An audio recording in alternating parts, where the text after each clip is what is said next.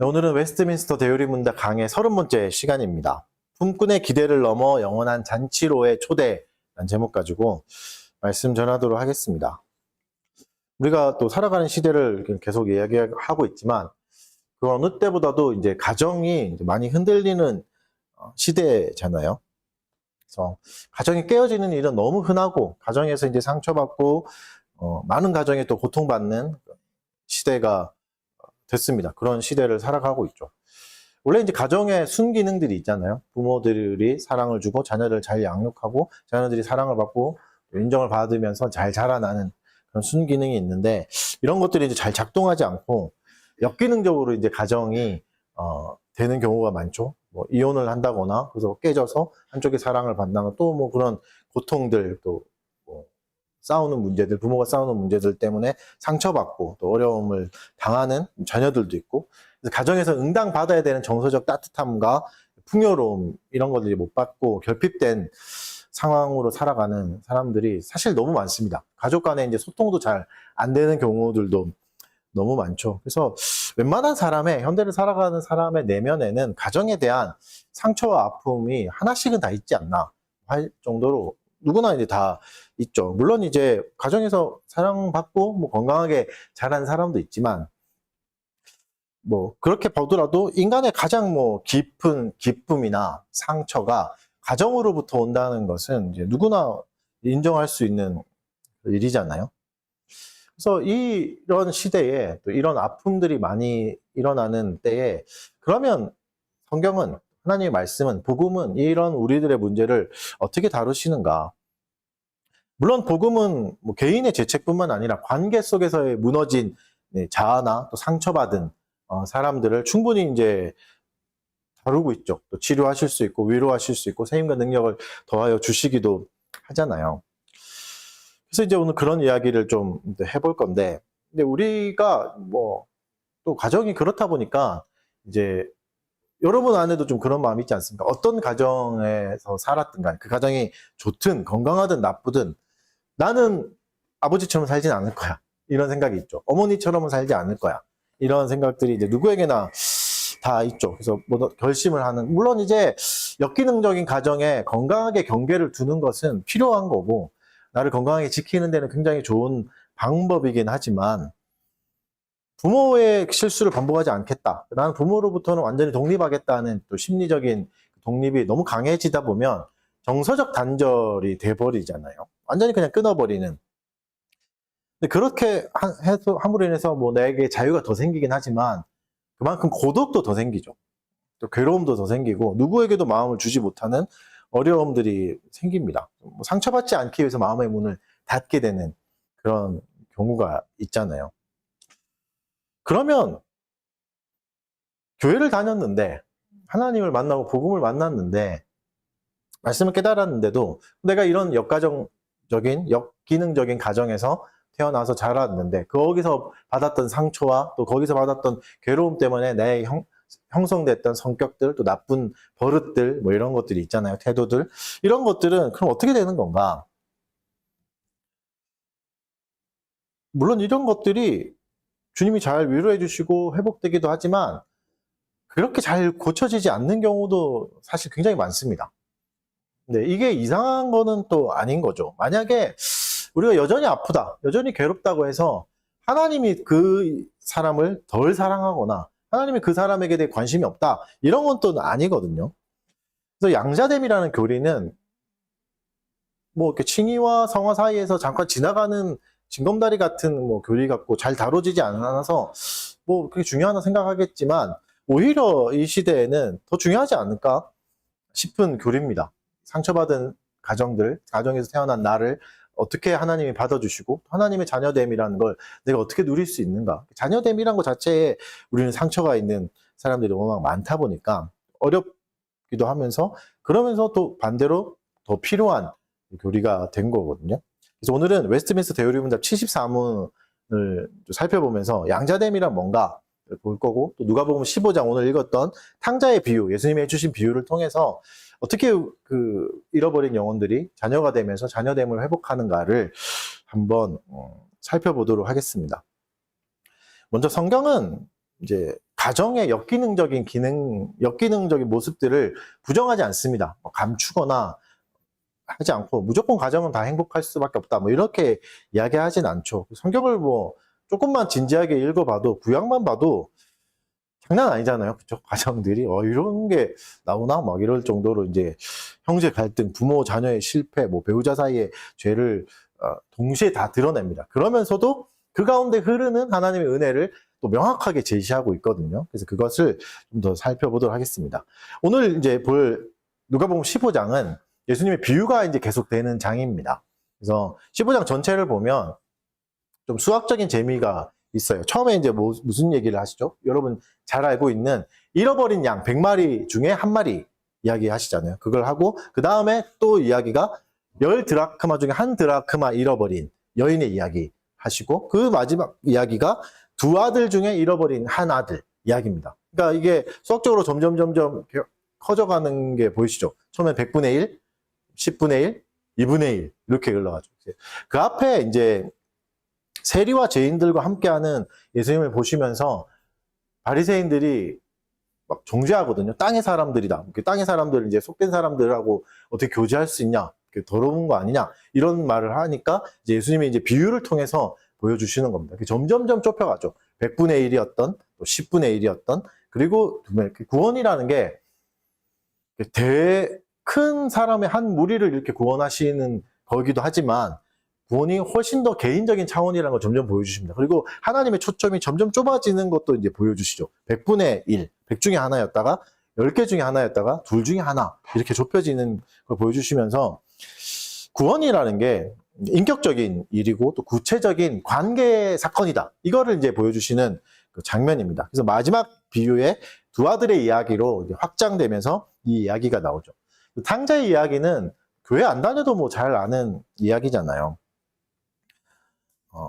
첫째 아들이 있고 두 번째 아들이 갑자기 아버지께 와서 폐륜적인 요구를 하죠. 아버지 어차피 돌아가시면 나한테 유산 줄 거 그거 지금 주십시오. 이렇게 해서 가죠. 물론 이제 아버지가 살아 생전에 뭐 이렇게 유서를 써놓고 재산을 분배해 놓긴 하죠. 할 수 있어요. 그러나 그게 실행될 때는 아버지가 돌아가실 때만 재산이 분배되는데 이 아들은 뭘 요구하는 거죠? 지금 달라는 거죠. 그러니까 뭐 생각해 보면 아버지 그냥 빨리 돌아가십시오. 이거와 똑같은 겁니다. 굉장히 폐륜적인 일이고 굉장히 나쁜 일이죠. 공동체에서 이제 용납할 수 없는 요구를 합니다. 그래서 이제 뭐 아버지를 죽은 것처럼 여기겠습니다. 이것과 똑같죠. 그리고 아버지의 존재보다 내 몫의 유산, 내 돈 이게 더 중요한 불효와 이제 악함들이 나옵니다. 그리고 그 재산을 가지고 먼 나라로 떠났다고 이제 이야기하죠. 먼 나라라는 게 지리적으로 멀기도 하지만 하나님과 우리의 관계를 이야기하기도 합니다. 절대 가까워질 수 없는, 극복할 수 없는 거리로 완전히 떨어져 버린 그런 영적인 우리의 상태를 또 보여주기도 하죠. 그러면서 이제 자신의 자유를 믿은 거죠. 내가 자유만 있으면, 내가 돈만 있으면 뭐든지 해서 뭐 훨씬 더 부유하게 살 수 있다. 같지만 그 자유함의 대가는 망한 거잖아요. 완전히 경제적인 결핍을 겪습니다. 대흉년이 발생하고 완전히 이제 탕진해버리고 유대인에게 돼지는 부정적인 동물이잖아요. 그 돼지 치는 데까지 갑니다. 그러니까 부정적인 동물을 돌봐야 되는 가장 부정적인 자리까지 가게 된 거죠. 그러면서 먹을 게 없어요. 그러다 보니까 돼지가 먹는 쥐염 열매라도 한번 먹을까 했는데 그것도 못 먹습니다. 그러니까 돼지에게도 밀려난 거죠. 그러니까 각 사회적인 위치가 돼지보다도 더 떨어지게 되는 거죠. 돼지도 먹는 열매를 못 먹게 되는 거니까. 완전히 망해서 이제 끝나서 다시 이제 아버지를 생각하는 거죠. 아버지 집에서는 종들도 계약된 노예들도 품꾼들도 배불리 먹었는데 차라리 그냥 다시 돌아가자. 그래서 아들이라 해달라고는 말 못하겠고 워낙 나쁜 짓을 저질렀으니까 그냥 품꾼의 하나로 봤으면 좋겠다. 그렇게라도 일하겠다. 알바생으로 가겠다. 이렇게 해서 이제 다시 돌아가는 이야기잖아요. 이런 이야기 돌아가면서 이제 아버지가 만나주시는 이야기인데, 이제 고대 근동에 이제 그 유대인의 그 관습들을 연구하는 학자들에 의하면 쾌차차라는 관습이 있다고 합니다. 쾌차차. 쾌차차가 이제 어떤 거냐면 공동체에서 폐륜, 굉장히 이제 버릇이 나쁜 자녀들, 아이들, 이런 아이들이 오면 사회적으로 죽음을 주는 거죠. 캐차차는. 그래서 어떻게 하냐면 들어올 때 그 아이 앞에 항아리를 두고, 자녀 앞에 항아리를 두고 불탄 곡식들을 넣어서 깨트리는 거죠. 불탄 곡식들이니까 씨앗이 없잖아요. 열매를 맺을 수 없는 죽은 생명이다. 이것을 알려주는 거죠. 그리고 이제 항아리를 깨트리다 보니까 마을 어귀에서 깨트리다 보니까 엄청 크게 들리고 모든 사람이 다 듣고 교육도 되고 또 공포도 누리고 이 사람은 이제 끝났다. 사회적 죽음을 겪는다. 이렇게 이제 말하는 캐차차라는 이제 있었다. 이제 그런 연구가 있습니다. 아들도 어쩌면 이걸 알았을 수도 있겠죠.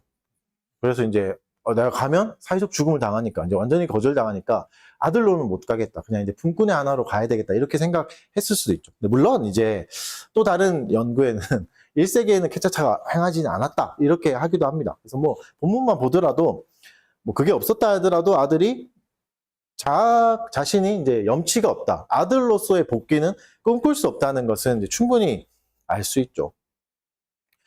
그래서 이제 아들이 돌아오긴 했어요. 돌아오는 길이었지만 결국은 자신이 사회적으로 죽임을 당할 거다. 그리고 위험이 있다. 이거는 이제 알게 되는 거죠. 절대 이제 나는 예전의 삶으로는 돌아갈 수 없다. 그러나 배불리 좀 먹자. 그 배고픔이라도 좀 면하자. 이런 생각으로 이제 돌아오게 된 겁니다.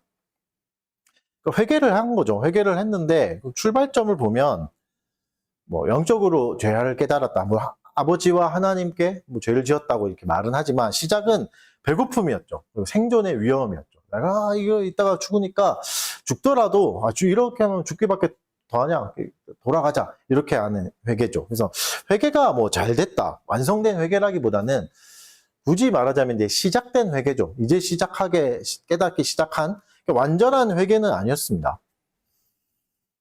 탕자가 어떻게 받아들여졌죠? 회개를 잘해서.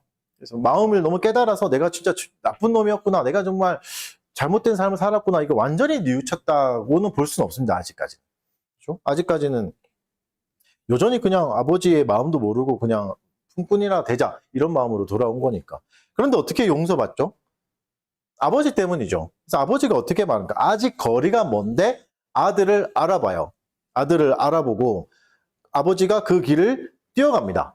이제 고대 유대인들도 겉옷과 속옷 이런 걸 입으니까 막 뛰거나 겉옷을 올려야 되잖아요. 뛰려고 그러면. 그런 것은 이제 잘 하지 않았다고 합니다. 그러니까 채통이 있는 거죠. 우리나라와 비슷하게. 그러는 아버지가 달려가죠. 달려가면서 아들을 안아주고 옷을 입혀주면서 아들이 뭐라고 회개를 제대로 하기 전에 아버지가 먼저 받아줍니다. 아버지가 먼저 품어주죠. 그래서 이 아들이 받아들여지는 거죠. 그래서 보면 아들이 멘트를 준비해 가잖아요. 내가 하나님과 하늘에 죄를 지었고 이제는 아버지의 아들이라 못 받겠습니다. 나는 품꾼의 하나로 품어주셔서, 이게 준비한 멘트인데 보면 다 못해요. 내가 잘못했습니다. 여기서 끝나버리죠. 아버지가 멈춰버리잖아요. 내 아들이 죽었다 살아났다. 죽었다 살아났으니까 새로운 생명이다. 이렇게 해주시는 거죠. 새로운 신분과 새로운 시작을 하게 해주잖아요. 그래서 여러분, 우리의 회개라는 것이 이와 같을 때가 너무 많습니다. 우리의 회개가 그렇게 대단하거나 그렇게 대단한 힘이 있거나 그렇지는 않아요. 물론 지금 우리가 잘못했다, 고생하니까 내가 이렇게 살면 안 되는구나, 그러면서 은혜를 구하고 긍휼을 구하긴 하지만 그 회개가 완전하거나 진짜 죄에 대해서 무서움을 깨닫고 하나님부터 내가 진짜 떨어져 있구나를 완전히 깨달아서 하나님이 용서해 주시는 거는 아니라는 거죠. 그래서 우리의 회개는 물론 중요하고 회개는 해야 되지만 우리의 회개가 탕자의 회개처럼 시작된 회개일 때도 너무 많습니다. 이제부터 시작해서 죄를 깨달아가고 하나님 앞에 갚아가야 되는, 또 삶의 태도들을 고쳐가야 되는 그런 경우들이 있는데, 우리 회개가 받아들여지는 이유는 우리가 잘했기 때문이 아닙니다. 우리 마음에 뭔가 잘 준비되었기 때문에 받아주시는 게 아니라 아버지죠. 아버지가 적극적으로 뛰어오셨기 때문에, 적극적으로 찾아오셨기 때문에 용서받는 거지 뭔가 잘했기 때문이 아닙니다. 그래서 아버지의 마음을 보면 오늘 본문에 한글로 측은히 여긴다 이렇게 표현하잖아요. 측은히 여긴다는 표현이 한글로 보면 좀 불쌍히 여겼구나, 아버지가 좀 절절했겠지 이런 정도겠지만 원어로 보면 굉장히 강력한 언어를 써요. 스플랑크나 이렇게 말하긴 하는데 어떤 뜻이냐면 내장 깊은 곳에서부터 속이 뒤집어진다는 고통이에요. 그러니까 내장이 막 꼬이고 막 굉장히 아픈 고통, 그러니까 그 엄청 끓는 고통이잖아요. 끓는 고통으로 아버지가 아들을 향해 달려간 겁니다. 이 마음 때문에, 이 긍휼 때문에 아들이 받아들여진 거죠. 이 근거는 여기 있습니다. 측은히 여기시는 마음, 하나님 우리를 불쌍히 여기시는 마음들, 내장이 끌어올리는 육체적 고통의 연민들이 우리를 다시 받아들여지게 하고 살리게 하시는 거죠. 그리고 아버지가 빨리 달려가서 마을 어른들이 뭔가를 하기 전에, 따지거나 혼내기 전에 아들을 안아줌으로 인해서 모든 징계와 이런 고통들에서 보호해 주시죠. 입 맞추고 또 옷을 주고 반지를 끼워주고 신을 신겨주면서 아들의 신분을 완전히 회복시켜 줍니다.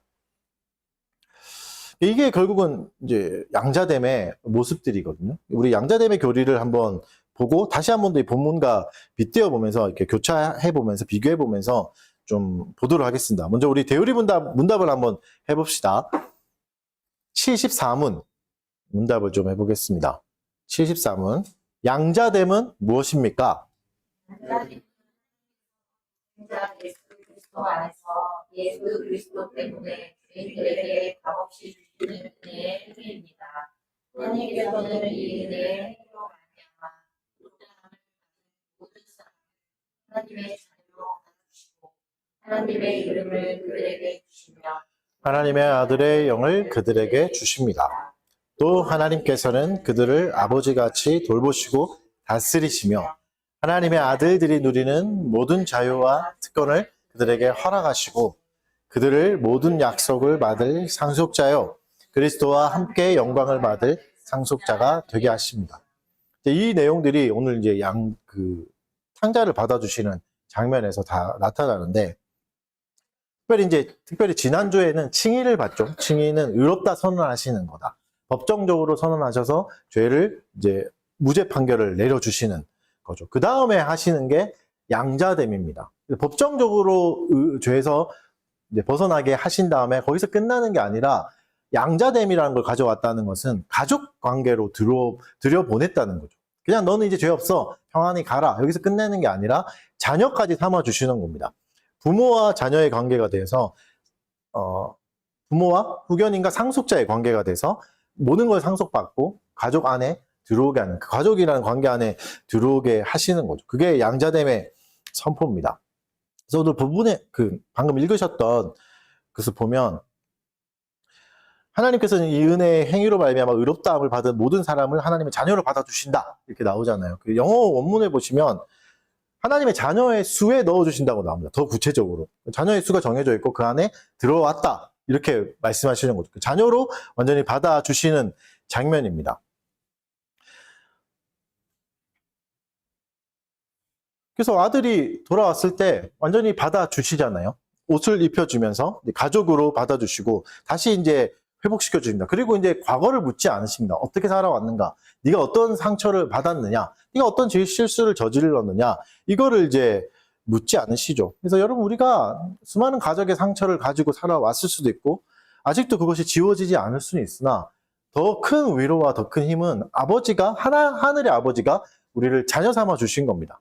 그래서 역기능적인 가정에서 태어났다 할지라도 그 가정에서 상처를 받고 어려움을 겪었다 할지라도 더 큰 아버지가 우리의 아버지가 되어주시고 더 큰 자녀로 그 안에 하나님의 아들이라는 하나님의 자녀라는 신의 자녀라는 신분으로 격상시켜 주시는 거죠. 그것이 우리에게 효과적으로 힘을 발휘하는 거죠. 그래서 칭의도 그냥 법정적 선포만 한 것이 아니라 우리에게 실제적인 능력들이 나타난 걸 봤잖아요, 지난주에. 양자됨도 마찬가지입니다. 상처가 있고 아픔도 있겠지만 하나님의 자녀가 되었다는 그것은 그냥 말로만 하신 게 아니라 우리에게 실제적으로 역사하고 일어나고 우리의 어려움들을 회복시켜 주시고 또 위로하시고 그 어려움들을 극복하고 살아갈 수 있게 하시는 힘인 거죠.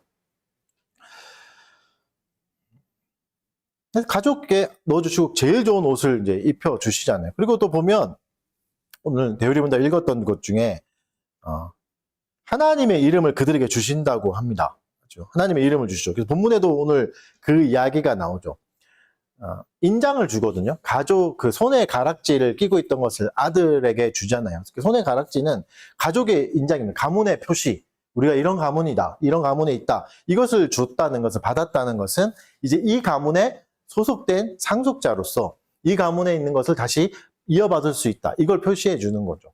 그래서 우리가 주의 자녀가 되었다는 것은 하나님의 나라에서 또 영원한 이 나라를 이어받을 수 있는 상속자의 위치까지 갔다는 겁니다. 과거의 아픔이, 과거의 실패가 이 신분이 과거의 실패와 아픔들을 충분히 다 뛰어넘을 수 있다고 말씀해 주시는 거죠. 그래서 여러분, 우리가 상처가 있고 괴로움이 있고 어려움들이 있습니다. 그래서 여러분, 그래서 가정에서 겪었던 그것이 나의 성격 속에 들어와가지고 말투에 들어와가지고 또 삶의 태도에 들어와서 고쳐지지 않고 그 연약한 모습들이 계속 나올 때가 너무 많거든요. 그러나 그런 상처와 아픔과 씻을 수 없는 그런 그 고통보다도 더 큰 것을 주신다고 말씀하시는 겁니다. 큰 것을 상속하신다. 하나님의 자녀보다 여러분 놀라운 게 뭐가 있습니까? 그렇죠?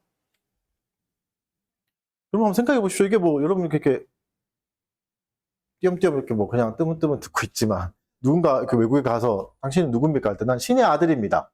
신의 자녀입니다. 이렇게 말하면 엄청난 소개잖아요. 사실은 신의 아들이라고 말할 수 있는, 자녀라고 말하는 종교는 사실 없잖아요. 전혀 감동이 안 되시긴 하죠. 그게 상속자가 된 겁니다. 하나님이 우리에게 상속자가 됐고 뭐 그게 느껴지지는 않지만 그 상속이 우리에게 계속 우리를 침범해서 우리의 상처를 몰아내고 우리의 괴로움을 몰아내고 점점 더 채워가시는 거죠. 내가 어떻든가 상관없이 내가 여전히 그것 때문에 괴로워하고 있고 과거에 매여가지고 별로 나아가지 못하는態度를 가지고 있다 할지라도 상속자됨이 더 큽니다. 칭의가 더 컸던 것처럼. 그래서 이 상속들이 계속 나에게 옵니다. 이 재산들이 나를 계속 침범해서 나를 채워가는 거죠. 나의 상태와 상관없습니다. 나의 감정과도 상관없고 내가 잘 느끼든 못 느끼든 칭의가 실제인 것처럼 양자됨도 실제인 거죠. 그리고 이제 어떻게 말씀하십니까? 그 하나님의 아들들이 누리는 자유와 특권을 그들에게 허락하십니다. 아들이 꿈꿨던 자유와 특권은 결국 아들을 망하게 했죠. 돼지를 치는 자가 되게 했고 돼지 쥐염 열매도 못 믿는 돼지 밑에 있는 자가 되게 했지만 하나님 주시는 자유는 훨씬 더 큰 것을 주고 훨씬 더 좋은 것을 허락하십니다. 그래서 어떻게 하냐면 그 아들에게 신을 신겨주시죠. 아들이 신도 벗고 왔던 겁니다. 왜냐하면 노예들은, 이 당시 노예들은 신을 신지 않았으니까 내가 이제 품꾼이 되겠습니다. 아들이 아니라 노예로 살겠습니다. 이걸 보여준 거죠. 몸으로. 그러나 아버지는 어떻게 하죠? 자녀로 받아주시는 거죠. 신을 신겨주면서 자녀의 자유를 주시고 자녀의 특권을 주시는 겁니다. 그래서 갈라디아서 4장 6절에서 이렇게 말씀하십니다. 너희가 아들이므로 하나님이 그 아들의 영을 우리 마음 가운데 보내사 아바 아버지라 부르게 하셨느니라. 그래서 여러분, 우리는 어쩌면 어릴 때 응당 받았어야 되는 정서적 안정감과 뭐 거절당하지 않는다는 확신, 이런 거를 가정에서 못 누렸을 수도 있어요. 그러나 하나님이 이제는 그걸 주신다고 말씀하시는 겁니다. 상처 입은 자들에게 꼭 필요했던 정서적인 안정감, 그리고 너가 절대 취소되지 않는다. 자녀됨이 취소되지 않는다. 너는 쫓겨나지 않는다. 하나님의 나라에서. 그것을 주시는 겁니다. 그 확신을 주십니다. 실패해도 아버지가 여전히 계신다. 네가 좀 못난 모습을 보일 수 있고 더 성장하는 모습도 더 나아지는 모습을 못 보일 수 있으나 그래도 나는 너의 아버지다. 이렇게 알려주시는 거죠. 여러분, 자녀됨이라는 건 그런 거잖아요.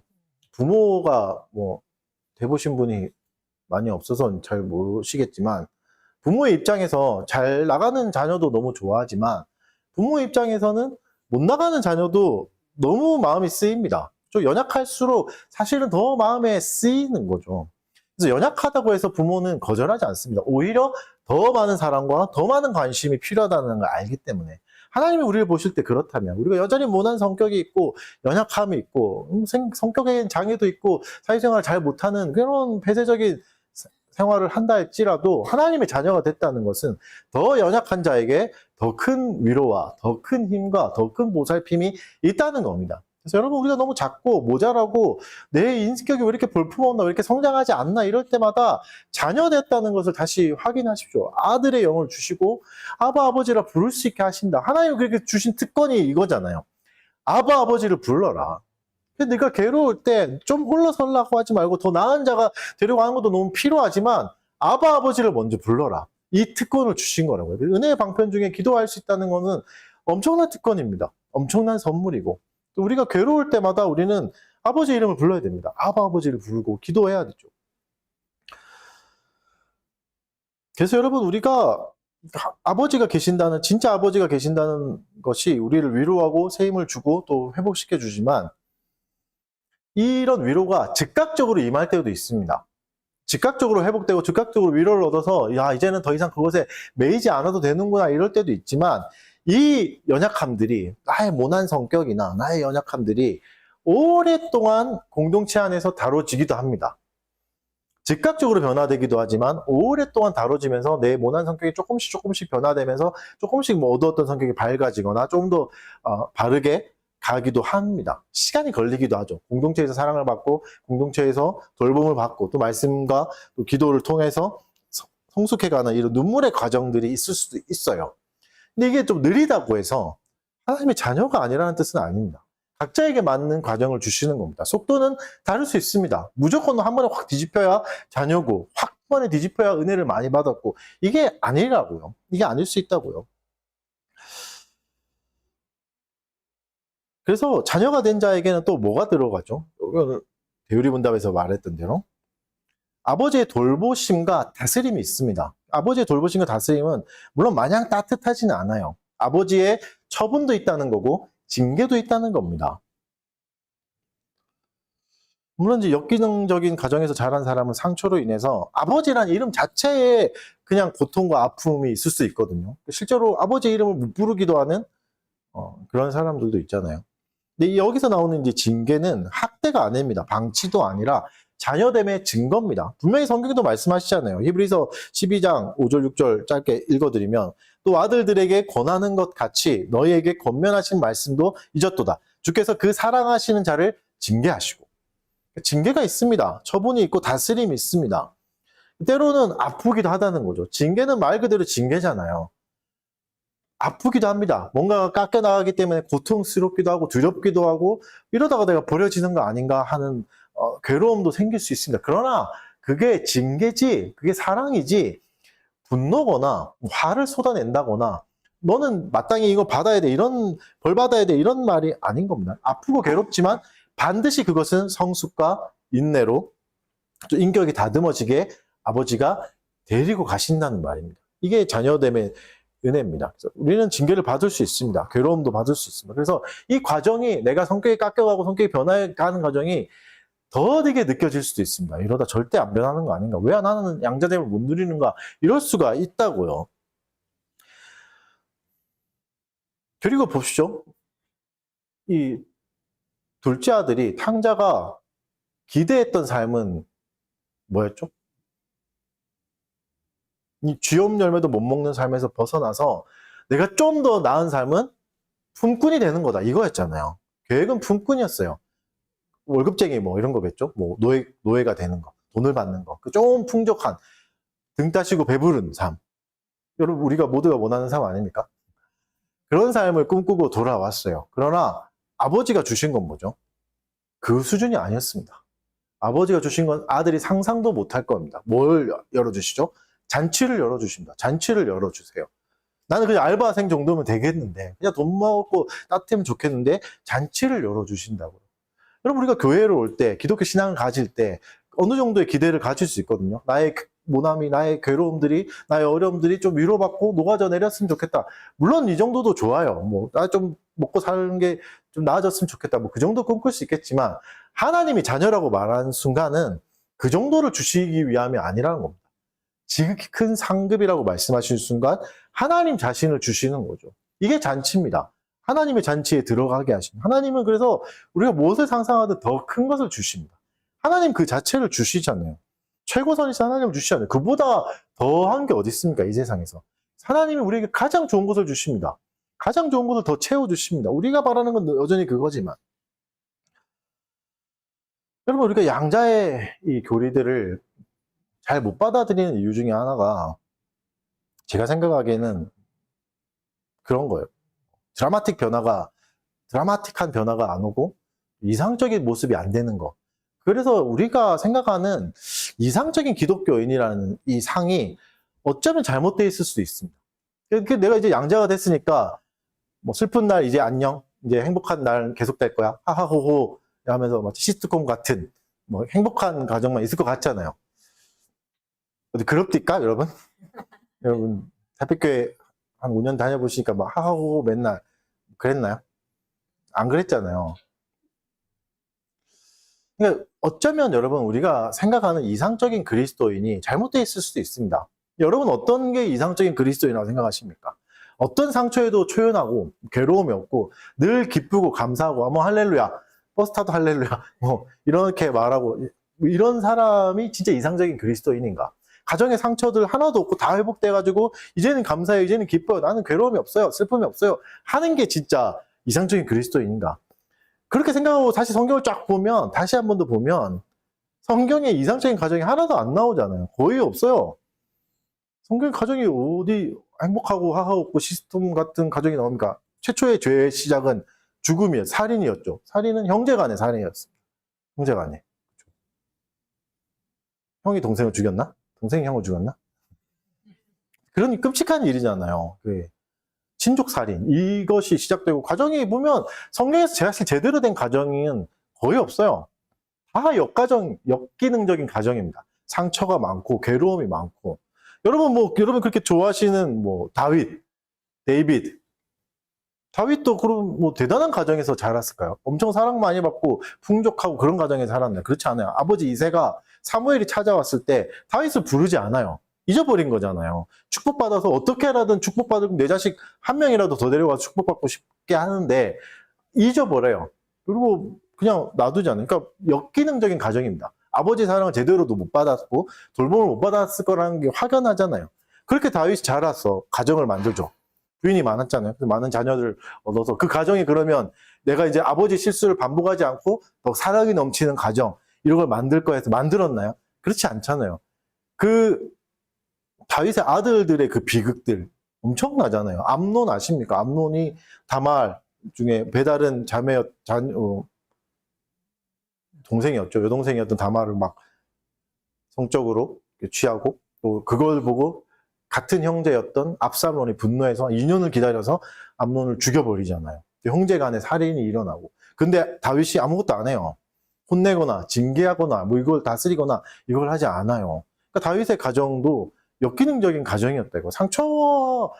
상처투성이고 우리가 쉽게 말하는 콩가루 가정. 이런 일이 어떻게 집안에서 일어날 수 있나 이런 것들. 뭐 조선시대나 보던 왕자의 날 이런 것들. 서로 칼부림 나서 형제끼리 다 죽이는 그런 가정 속에 자랐다고. 다윗뿐입니까? 수많은 가정들이 너무 많다고요.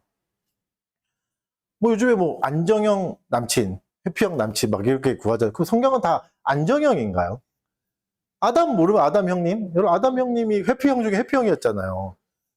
너 왜 이거 먹었냐니까 이 여자가 하나님이 보내신 이 여자 때문에 회피하잖아요. 여러분의 남편이 너무 회피형입니까? 그러니까 다 막 안정형이고 다 이상적이고 하나님을 만났기 때문에 더 나아지고 그렇지 않다고요. 여전히 연약함이 있었고 역기능적인 모습이 있었지만 진짜 이상적인 그리스도인이란 지난주에 본 것처럼 믿음을 붙드는 사람이고 믿음을 붙든다는 건 뭐였죠? 자기 부인이라고. 내가 이럼에도 불구하고 주의 은혜가 필요하구나. 주님을 따릅니다. 주님 나를 불쌍히 여겨주십시오. 나를 주장하지 않는 나의 상처와 나의 아픔이 여전히 있지만 나의 모난 구석들이 여전히 나아지지 않고 있지만 그래도 나는 주의 은혜를 붙들고 가는 거. 성경이 보여주는 건 사실 그거잖아요. 수많은 역기능적인 가정에서 태어났던 상처 많은 사람들이 여전히 그런 연약한 모습 속에 여전히 살아가면서 우울증도 겪기도 하고 뭐 정신분열증도 겪기도 하고 괴로움을 수많이 겪으면서도 주께서 붙드셔서 계속 살아가는 거 그게 사실 구약의 이야기잖아요. 그게 이상적인 그리스도인이라고요. 뭔가 대단한 슈퍼맨이 되고 초인이 되고 모든 것에 초연한 자는 성경에는 나오지 않습니다. 성경은 그런 이야기가 아니에요. 우리가 이상적인 그리스도인의 모습들을 제대로 생각해 나가야 됩니다. 그래서 그 모습에 이르지 못했다고 해서 내가 하나님께 덜 사랑받았거나 내가 뭐 재수없는 존재거나 그렇지 않다는 겁니다. 여러분 이렇게 우리는 이 땅의 상처와 흔적들을 계속 가져갈 수 있습니다. 괴로움도 계속 가지고 성격적인 괴로움들이 변하지 않을 수도 있다고요. 그러나 양자됨이라는 것은 여전히 그거에 근거하지 않고 그리스도의 은혜에 근거해서 우리에게 은혜를 부어주시는 겁니다. 그리스도에게 근거했기 때문에 우리의 어떠한 것 상관없이 취소되지도 않으시는 거죠. 그리고 가장 대표적으로 여러분 예수님이 부활하셔서 회복하셨을 때 어떻게 하죠? 자신의 몸에 있던 상처를 회복하지 않습니다. 그대로 놔두시잖아요. 여러분 그래서 우리의 상처가 그대로 남을 수 있다고요. 그건 저주가 아니고 덜 사랑받았다는 것도 아니고 더 관심이 하나님 우리에게 관심이 없다는 거 아니고 축복을 덜 받았다는 게 또 아닙니다. 예수님도 그대로 놔두셨다고요. 지금도 못자국 난 손이 그대로 있고 창에 찔린 모습들을 그대로 남겨두신다고요.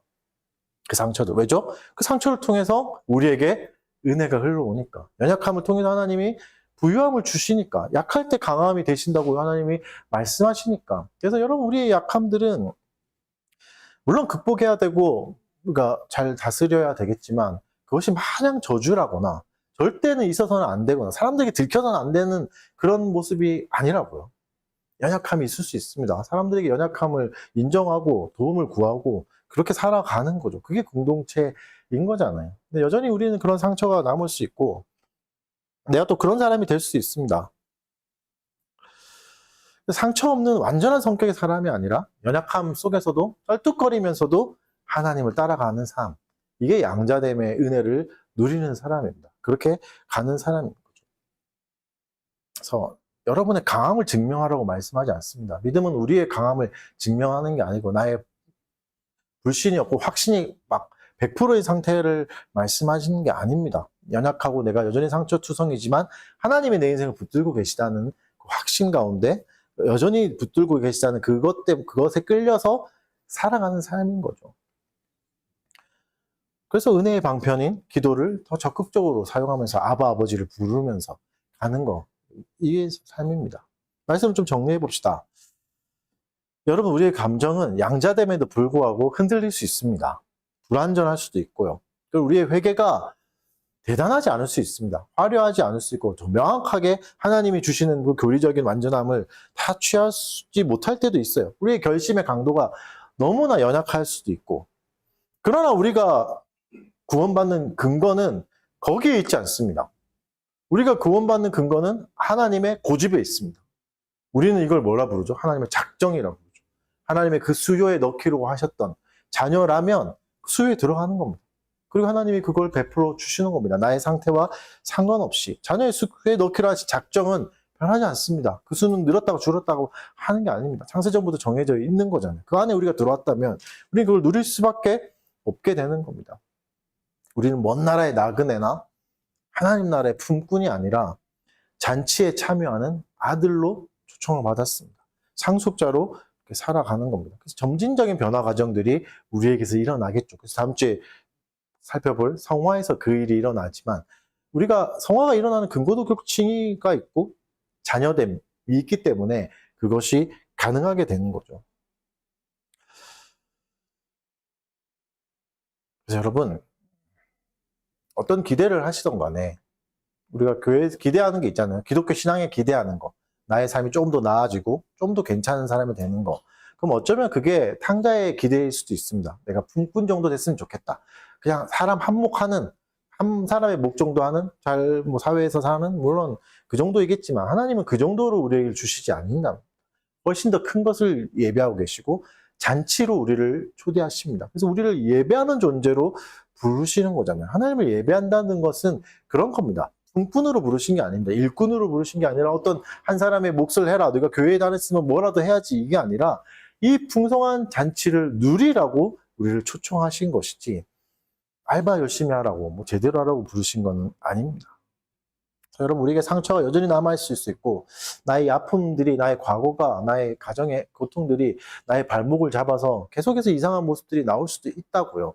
그러나 그게 나의 최종의 신분은 되지 않습니다. 그 이름표가 아니라 하나님 아버지가 붙여주신 이름표가 내 것이 되는 겁니다. 상처가 있겠지만 모자람이 있겠지만 신분은 변하지 않습니다. 하나님의 자녀라는 신분은 절대 취소될 수 없습니다. 내가 취소할 수도 없고 누구다 대신 취소시킬 수도 없습니다. 하나님은 언제나 우리에게 달려오셔서 옷을 입혀주시고 반지를 끼워주시고 신을 신겨주시고 자녀됨을 회복시켜주십니다. 사랑하는 성도 여러분, 이 풍성함을 누리십시오. 우리는 잔치로 초대받은 것이 그냥 너 고생 좀 해봐라. 괴로워봐라. 물론 괴로운 시간도 있겠고 고생은 있겠지만 결국은 우리가 향할 곳은 그곳입니다. 아버지의 풍성함을 누리는 것. 결국 우리가 배고파야 될 것은 아버지에 대해서죠. 아버지에 대해서 배고파야 되고 아버지에 대해서 갈급해야 됩니다. 이 자녀됨의 은혜를 잘 누리시는 저와 여러분 되시기를 바랍니다.